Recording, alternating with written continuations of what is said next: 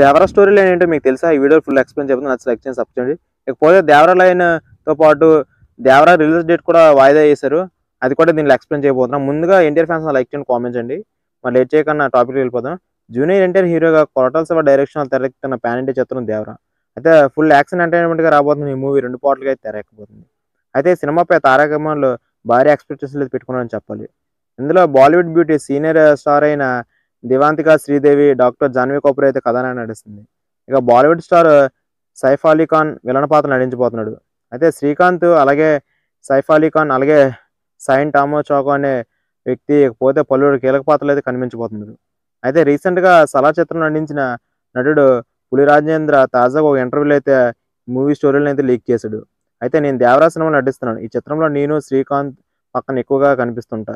ఇకపోతే తారక్, సైఫ్ అలీ ఖాన్, అలాగే sign Tom choco, ఇక శ్రీకాంత్ వీళ్ళందరూ మంచి ఫ్రెండ్స్గా అయితే ఉంటారు. ఇకపోతే కొన్ని విభేదాల వల్ల వీళ్ళు శత్రువులుగా మారుతారు అనేది టాపిక్ అయితే ఉండబోతుందట. ఇకపోతే విఎఫ్ఎక్స్ మాత్రం అదిరిపోయిందని, ఇకపోతే ఈ ఏడాది తప్పకుండా ఒక దేవర భారీ విజయాన్ని అందుకుంటుందని చెప్పుకొచ్చాడు. ఇక దీంట్లో ఇతనైతే 50% అయితే ఉంటాడంట.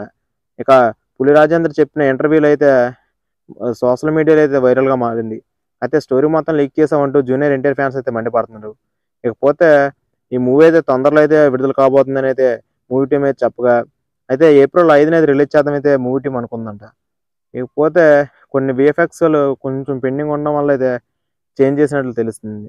ఎందుకంటే ఇప్పుడు మన ఎన్టీఆర్ కూడా వార్ 2లో అయితే షూటింగ్లో పాల్గొనడం వల్ల ఎన్టీఆర్ కూడా షూటింగ్ కొన్ని డిలే అయినట్లు కూడా తెలిసింది.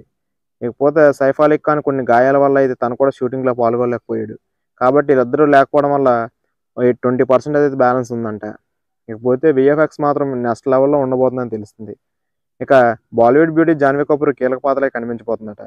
ఇక దీంట్లో ఇంకొక హీరోయిన్ కూడా శృతి మాటేల్ అనే కొత్త హీరోయిన్ కూడా దీంట్లో కనిపించబోతుంది.